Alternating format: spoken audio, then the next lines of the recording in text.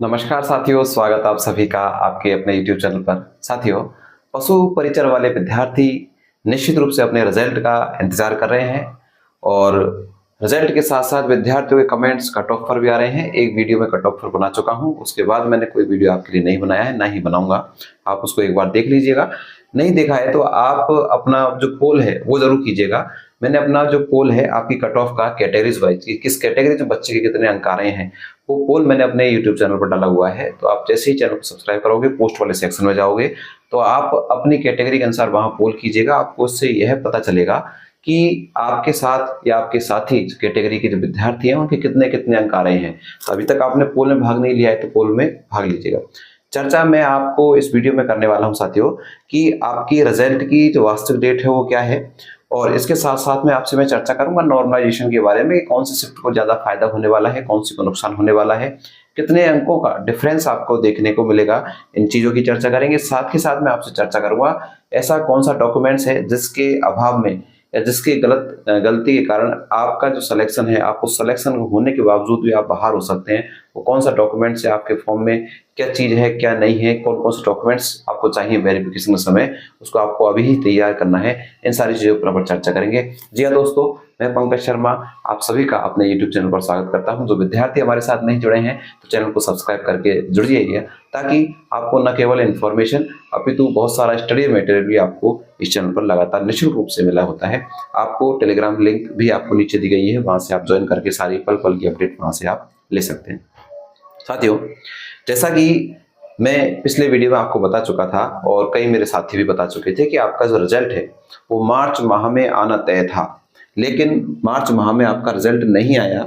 इसके पीछे कारण क्या था? क्योंकि बड़ी वैकेंसी थी, बहुत सारे विद्यार्थी इसमें थे, थोड़ा सा समय लग रहा है। वाकई में जो आलोक राज जी उन्होंने पहले ही कह दिया कि जो है आपका जो रिजल्ट है वो 31 मार्च से लेकर, पहले तो 28 का था, 31 मार्च से लेकर अब जो आपकी जो स्थिति है वो 31 मार्च से लेकर और 3 तारीख वैसे बताया जा रहा है, लेकिन मैं आपको बता दूं 31 से लेकर 5 तारीख के बीच में आपका रिजल्ट 100% आएगा। जहां ये जो 2 दिन का समय है, 30 और 31 का, आज का तो लगभग समय निकला हुआ है। हालांकि ट्रेंड ये है कि इसी समय आपका रिजल्ट जो डाला जाता है, लेकिन फिर भी कल जैसा आपको पता है कल का अवकाश रहेगा, ईद का अवकाश है कल का, तो उसी के आधार पर ये मान सकते हैं कि कल भी हो सकता है आपका रिजल्ट डिले हो जाए। लेकिन इसके बाद में जो आपका जो वर्किंग डे आपके आएंगे लगभग 3-4 दिन के, उन 3-4 दिन में आपका रिजल्ट 100% आपको देखने को मिलेगा। तो जो विद्यार्थी इंतजार कर रहे हैं वो बिल्कुल अपने आप को शांत रखें और अपनी जो तैयारी है जो आप अदर एग्जाम की कर रहे हैं उसमें आप लगातार करते रहें। साथियों, नॉर्मलाइजेशन वाले विद्यार्थियों के लिए बता दूं कि नॉर्मलाइजेशन तो होना है, ये तय है, आप सभी को भी पता है क्योंकि कई शिफ्ट में एग्जाम हुई है। लेकिन लगभग मुझे यहाँ तक लगता है कि आपके नॉर्मलाइजेशन के अंतर्गत 5 से 6 अंक का आपको अंतर देखने को मिल सकता है। यहाँ तक यह संभावनाएं है कि, जहां तक संभावना यह है कि जो विद्यार्थी हैं जिनके नंबर कम हो रहे हैं, तो जिस तरह से सेंट्रल में अधिकांश से आपने देखा होगा एग्जाम में, सेंट्रल में जब नॉर्मलाइजेशन होता है तो अधिकांश संभावना ये होती है कि नंबर कम नहीं किए जाते हैं। हमेशा नंबर अगर इंक्रीज होने की संभावना है तो इंक्रीज ही किया जाता है। तो ऐसी परिपाटी हो सकता है इस बार इस एग्जाम में हो जाए, क्योंकि बड़ी एग्जाम है, तो लगभग आपके 5 से 6 अंक जो है आपको इसमें इजाफा देखने को मिल सकता है। यहाँ पर ही बताया जा रहा है पेपर के अकॉर्डिंग, जो सेकंड शिफ्ट जो आपकी लगी थी, सेकंड शिफ्ट में जो नंबर है उसमें बढ़ने की संभावनाएं ज्यादा हैं, जबकि जो फोर्थ शिफ्ट वाले हैं उनकी संख्या ये है कि उनके लगभग 5 से 6 अंक कम होने की संभावनाएं हैं। लेकिन ये तो रिजल्ट ही तय करेगा। लेकिन जो पेपर का लेवल था उसके अनुसार जो मैं आपको बात कह रहा हूँ, कट ऑफ लगभग आप जो जनरल के विद्यार्थियों के लिए बता दूं कि जो 115 और 120 के आसपास जो विद्यार्थी जो कट ऑफ के अंतर्गत आ रहे हैं, उसी के अकॉर्डिंग आप अपना देख लीजिएगा। बाकी पिछले वीडियो कट ऑफ से संबंधित बता चुका, वो विद्यार्थी दौड़ में है। इस वीडियो में आपको तो कमेंट्स तो करना ही है, साथ में पोल में जरूर भाग लेना है, पोल जरूर कीजिएगा। मैं आपको एक चीज और बता दूं कि जब डॉक्यूमेंट्स वेरिफिकेशन होगा, यानी कि जो विद्यार्थी 115-120 के अंक के आसपास हैं, तो वो विद्यार्थी निश्चित रूप से अपने डॉक्यूमेंट्स की तैयारी में लगे होंगे। मैं आपको बताऊं कि अगर आपके डॉक्यूमेंट्स में कहीं कोई कमी है तो उसको पूरा कीजिएगा। सबसे महत्वपूर्ण चीज है, ध्यान रखना, आपका जाति प्रमाण पत्र, कास्ट सर्टिफिकेट आपके लिए बेहद महत्वपूर्ण है।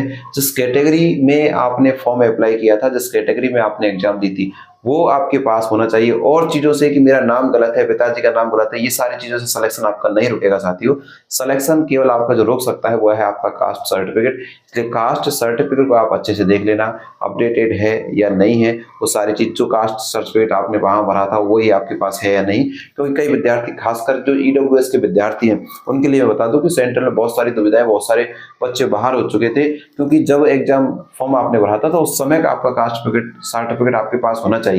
ऐसी गलती आप नहीं कीजिएगा। अगर अब आपने ऐसी गलती कर दी है तो अभी का तो आप बनवा लीजिए, बाकी इससे पहले का आपके पास होना चाहिए। तो और भी आपकी जो डॉक्यूमेंट संबंधित जैसे आधार कार्ड है, आधार कार्ड आपका अपडेट होना चाहिए, उसमें नाम वगैरह, जो एड्रेस वगैरह है, आपका जन्म तिथि वगैरह है, ये सारी चीजों के लिए समय है आपके पास, आप इसको करा लीजिए। न केवल इस वैकेंसी के लिए, अभी तो सारी वैकेंसीज में आपके डॉक्यूमेंट्स वही अपडेट होने चाहिए। 10th बेस आपकी एग्जाम थी तो निश्चित रूप से आपके पास 10वीं की मार्कशीट होगी, 10वीं का सर्टिफिकेट होगा, मूल निवास होगा, जाति प्रमाण पत्र होगा आपके पास में।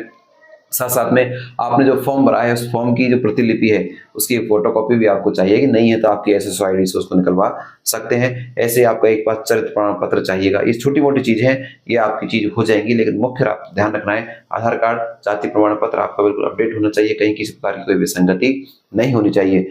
पुनः मैं आपको बता दूं कि आपका रिजल्ट लगभग कल की डेट से, ऐसा नहीं है कि कल अवकाश है तो आपका रिजल्ट नहीं आएगा, हो सकता है आ जाए। 31 लेकर 5 अप्रैल तक आपकी जो एग्जाम का जो रिजल्ट है वो निश्चित रूप से साथियों आएगा। दूसरा, जो विद्यार्थी अभी भी कंफ्यूजन है कि सर हमारे इतने नंबर आ रहे हैं, बहुत सारे विद्यार्थी कमेंट्स कर रहे हैं कि सर हमारे इतने नंबर आए, हमारा होगा या नहीं होगा, तो मैं कह दूं जो विद्यार्थी 80-90 अंक लेकर आ रहे हैं वो विद्यार्थी बिल्कुल भी अपना समय खराब नहीं करें, वो निश्चित रूप से अपनी जो एग्जाम की तैयारी है दूसरी उसमें लगे रहें। जो विद्यार्थी 100+ चल रहे हैं वो विद्यार्थी इसके इंतजार में जरूर रह सकते हैं। रहने का मतलब ऐसा नहीं कि आप इसी के लिए लगे रहें, आपको अपनी आगे की तैयारी तो जारी रखनी है। आपके पास बहुत सारी वैकेंसी है, अभी अगले मंथ में आपकी पटवार का एग्जाम है, उसके बाद में आपका सितंबर में चतुर्थ श्रेणी कर्मचारी का जो एग्जाम है, बहुत सारी भर्तियां हैं और उन सारी भर्तियों की अपडेट आप इस चैनल से लेते रह सकते हैं। साथ में जो आपका स्टडी मटेरियल है और एग्जाम ओरिएंटेड, उसके लिए आप हमारे साथ जुड़ सकते हैं। नीचे आपको हेल्पलाइन नंबर दिया गया है, टेलीग्राम ग्रुप दिया गया है, वहां जाकर आप ज्वाइन कर लीजिएगा। आपके पशु परिचर में कितने अंक बन रहे हैं नीचे मुझे कमेंट्स आपको बताना है, पोल में भाग जरूर लेना है, चैनल को सब्सक्राइब जरूर कर लेना है, ताकि आपकी नियुक्ति तक की प्रक्रिया की पल पल की अपडेट आपको यहाँ से मिलती रहे। आप सभी के लिए बहुत बहुत शुभकामनाएं, आप सभी के लिए बहुत बहुत धन्यवाद। Thank you.